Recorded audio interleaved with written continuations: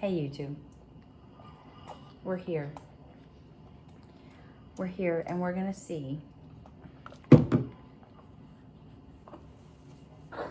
if I'm gonna be able to do another video. We're also gonna see if I'm gonna be able to do everything that I need to do to get set up for night shift tonight. I'm telling you, it's crazy around here, but it's okay. It's crazy in the best possible way. That's what I keep saying. Like, I'll say something and then I'm like, in the best possible way. I don't know. I don't know. I don't know what you're trying to do. So, here's the thing. We're going to get cozy, comfy. He's a lazy eater. So, I want to do part 2 of my birth story, if I can. And so, basically, if you haven't seen it yet, if you're interested, go watch part 1 of my birth story and my pregnancy number 3 playlist. But basically, I talked about going into like labor, deciding to go to the hospital, going to the hospital, and going to triage. And where I left off was they checked me. I was at a 1.5. They're like not real hopeful that I'm actually in labor. So at this point, they're leaving me to my own devices for an hour, and they'll come back. They're going to check me and more than likely send me on my way. She comes back. She checks me. I'm at a 3. She reaches out to my doctor. My doctor says to admit me. It's my 3rd child, and like that was progression, right? And I'm having significant contractions. They felt significant to me. And so he said to go ahead and admit me. So they walked me down the hall. At this point, my mom has joined me. I don't think I said that. My mom did join me. She came in the room, in the triage room with me, and she she sat with me. She watched the monitors. She called my mother-in-law. She was texting people, updating people. I was texting my husband, who was like boarding a plane in Phoenix. Ironically enough, I'm wearing a Phoenix shirt. That's really weird. I think he was flying out of Phoenix. It was that or Tucson. I can't remember. And so he's trying to get to where I'm at. Well, I'm updating him as I'm whatever. So they, like I said, they moved me down to the regular labor and delivery. Mind you, I'm already in a hospital gown. I already have monitors like attached to me. But they bring me in this room. It's like you can sit in the bed, or then they brought in a labor ball. And they're like, if you want to sit on a labor ball. And I was like, I think that I want to do that. So right here, I want to talk about something else.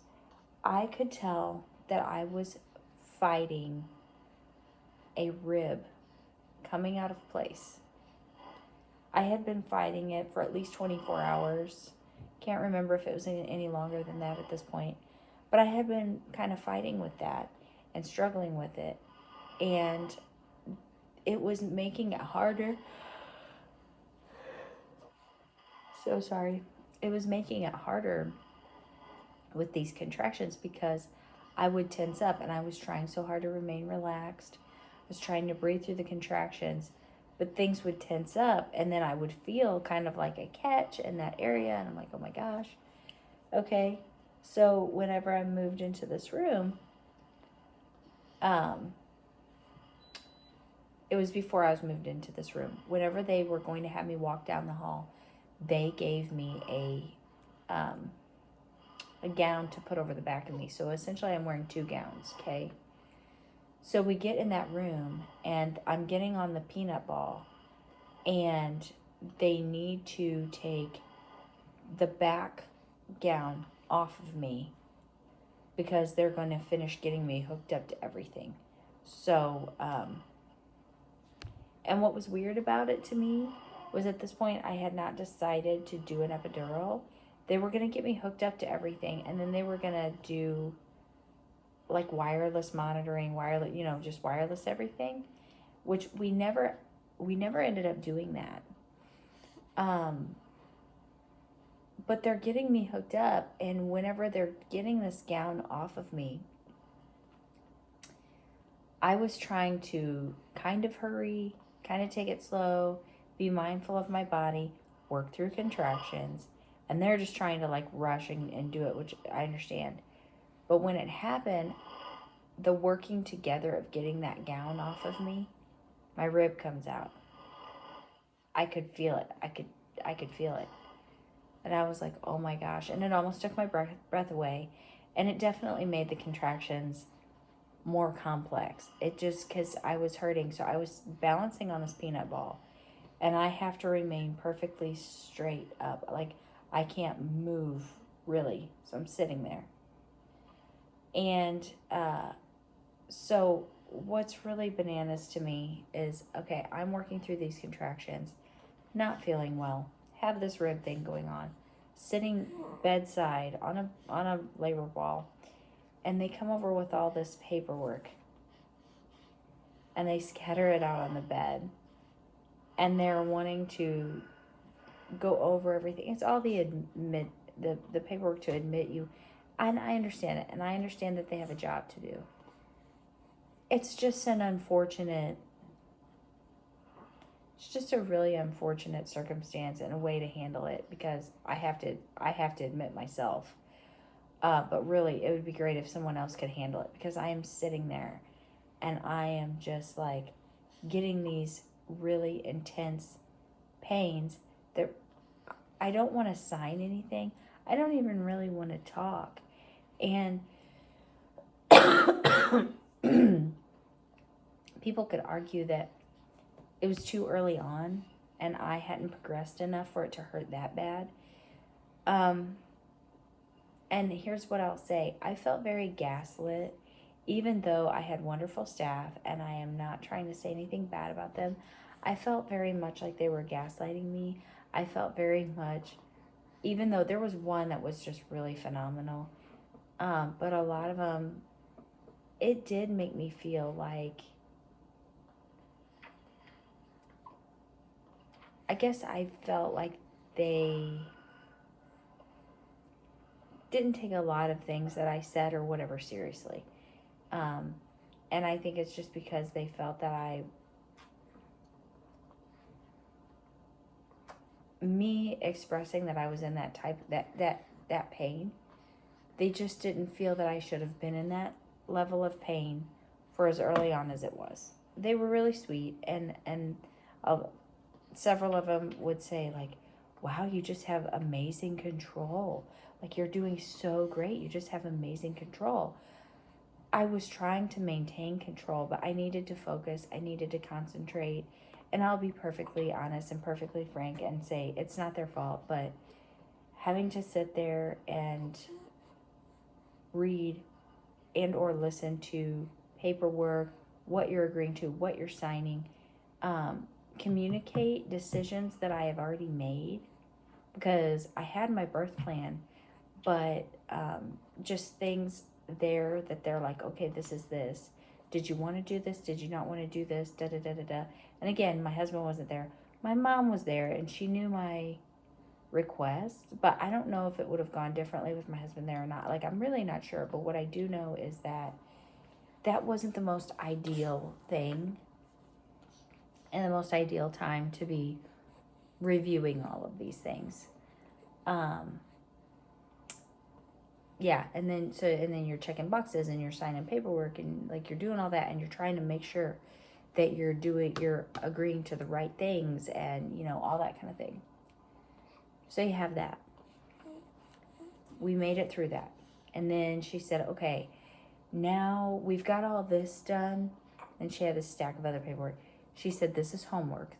I need you to be working on this as you can while you're here.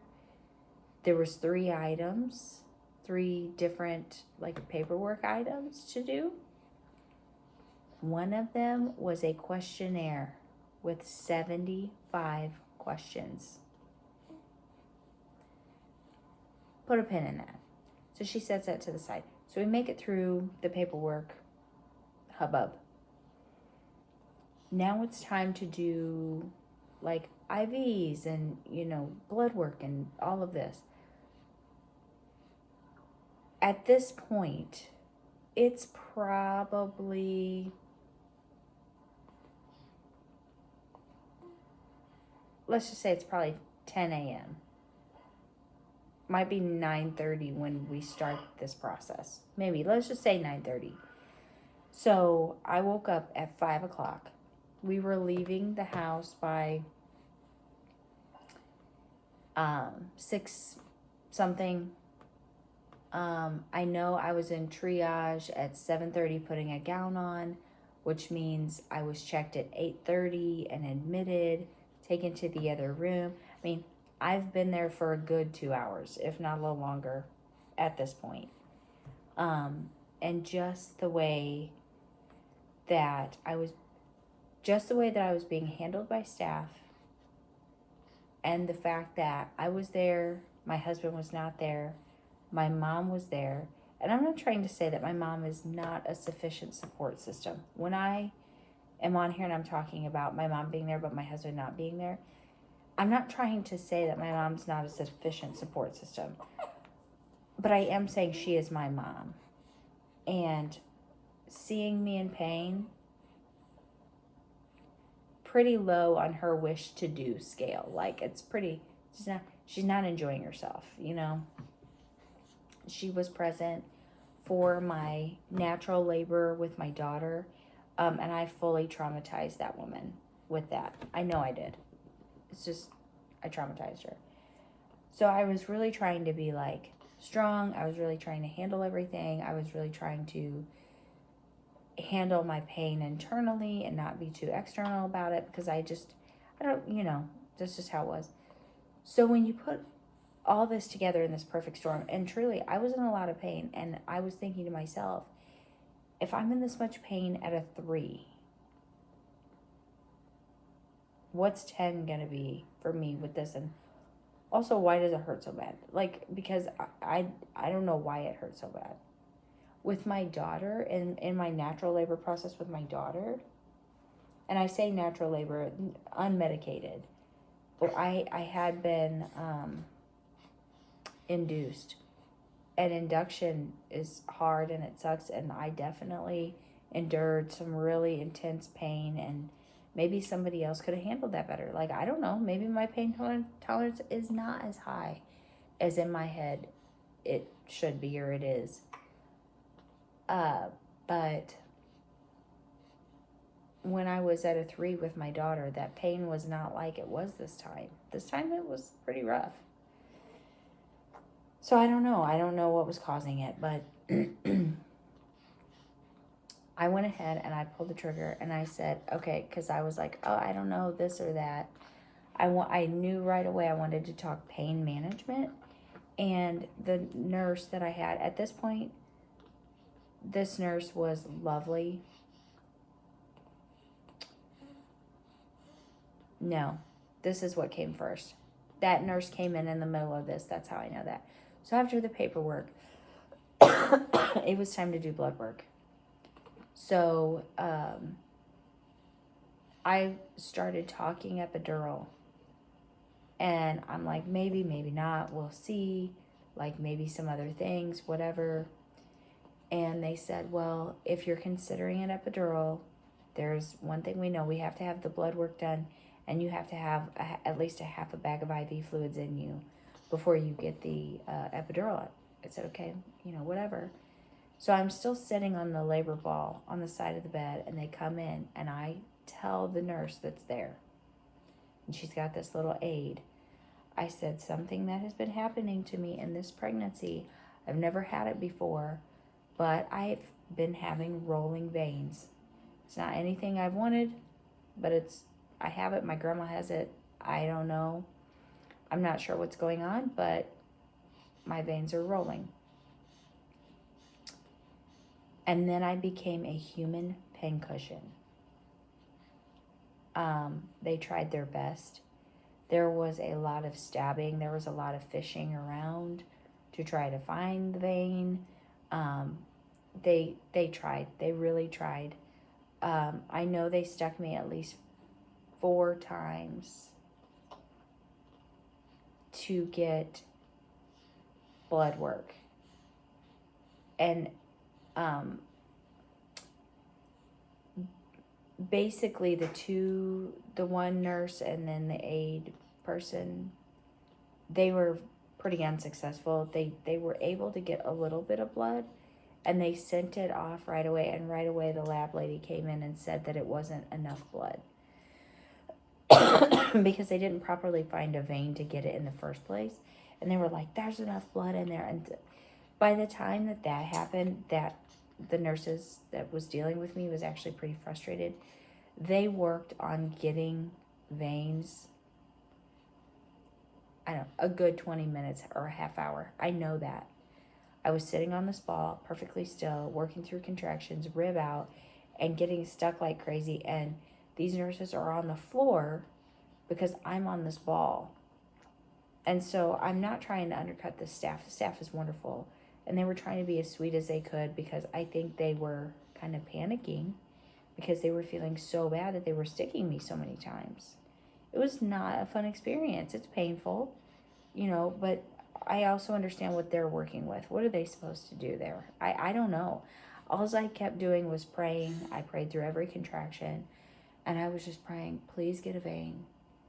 Please let them get a vein, because this is a lot of pain. And this is it. I'm stuck here. I'm stuck here until they get this. And so I would just sit there and look straight ahead and breathe, and they're sticking. And I look at one time, and my mom's sitting straight across from me across the bed, and she's like, because it's just, they're just like, and so it's fine. But I was just like, they've got to get this. They've got to get this, because I went off this roller coaster. Truly, I went off this roller coaster. By the way, I love these burp rags. I was afraid they were going to be too thin. I love them. So this might be a little bit vile. Sorry about that. So basically, this nurse steps in, and she is a nurse that had done one of my non-stress tests. And I don't know if I talked about it. You okay? I don't know if I talked about it on here or not. But she came in the room, and she stood and talked to me for pretty much the entire non-stress test until she had to go do a delivery. She talked to me, and we had a really nice visit. And I really liked that nurse. And she came in, and of course she was just like, oh, you're here. And I'm like, yeah. And she goes, you said you wouldn't be very long. And I'm like, I just knew.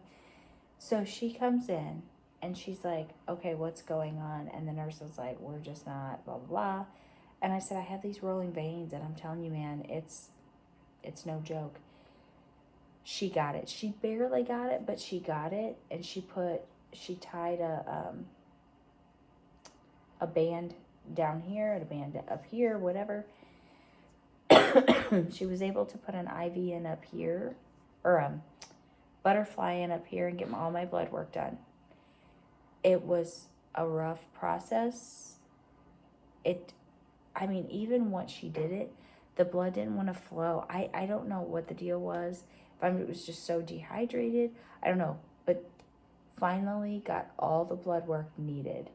All the tubes. Thank goodness. And then down here, she was able somehow or another to get the IV in. And so she did that. Okay, so, but it was like just barely in, and she even said that. She's like, it's just barely in. Don't move. Okay, fish, tape. It's in. And at that point,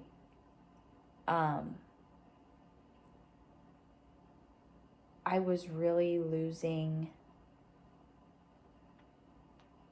I was losing my ability to mentally work through these contractions. The pain that I was having from my rib being out, I couldn't ignore it anymore. Like I felt like I wanted to move and I couldn't move. So basically I told her, okay, I'm calling it right now. I want an epidural because this is getting harder. This rib came out. Just, I want it. She said, okay. They got me set up in the bed. She said, you've got to get at least this half a bag of fluids in. We'll call the anesthesiologist to come and do the epidural whenever it's time, you know, blah, blah, blah. Okay. So I get off the peanut ball and I sit in the bed. But I am not sitting in the bed. I may or may not have mentioned in these videos yet. It's really weird, like when I'm in the hospital having a baby. I don't know any other time. But I know, like, after having a baby and everything, I sit up in the hospital bed. And it makes the nurses a nervous wreck. But this, I couldn't even sit, like, up against the thing and have the bed up. No, I was just sitting in the middle of the bed. And I'm like this. And then after a while, my mom goes, do you want to sit back or something? I mean, I was even on the edge of the bed because I could barely get on the bed. And then I got on the bed and I was like that. And she was like, do you want to, like, get comfortable in the bed? Do you want to sit on the bed? I know you're having these contractions, but do you want to? And I looked at her and I said, I cannot move. I was like, I literally cannot move. This rib is keeping me, I can't move. And she's like, oh. So then this nurse comes in and she was like, do you want to sit different or whatever? And I looked at her and I said, I can't move. My rib is out and I don't know what's going on, but I can't move. And I'm afraid to move because I feel like if I push it, it's going to go really, really badly. But I said, I can't move. And she was like, oh. And I said, yeah, that's why I'm getting an epidural because I can't do this. I can't labor like this. And she's like, no. I was like, right now, I feel like I couldn't even, like, get in any position to push. I don't. She's like, oh, yeah, okay. So, needless to say, finally call the anesthesiologist. He comes in. I have to be positioned a very specific way on this bed. I don't remember that with either of the girls. But I had to be, like, in a very specific place and position on the bed. And then they put the bed so high up. I couldn't believe. My little nurse was way down below me. I couldn't believe how high I was. The anesthesiologist was really tall, but still I was like, I don't ever remember being this high up in the air. What the heck? I'm sitting up here I'm perched up here. They give me a pillow with my other two. I had, like, the nurses assisted me, like, and I was, like, face to face with these nurses. I'm looking down at my nurse with my little pillow, and I'm like, oh my God. I'm on my own, you know. So I get the epidural, and it starts kicking in. My blood pressure dropped, and I have a little bit of PTSD. Not to make light of that condition, but I have a little, I guess maybe trauma is probably what I should say. Truly, I'm not trying to be funny. I do, because whenever I was in the hospital having my oldest daughter, that they had me, my blood pressure was getting checked like every 15 minutes, and every 15 minutes the alarm would go off because I had preeclampsia and it had gone undiagnosed, and my blood pressure was so high. And naturally, I run low on my blood pressure. And so I have some trauma from that. Well, this time it went off, but it's because it was too low. But it ended up being okay. I'm going to stop the video right here and call this part 2. There's a lot more to go. Anyway, thank you for joining me, and I'll see you next time. Bye.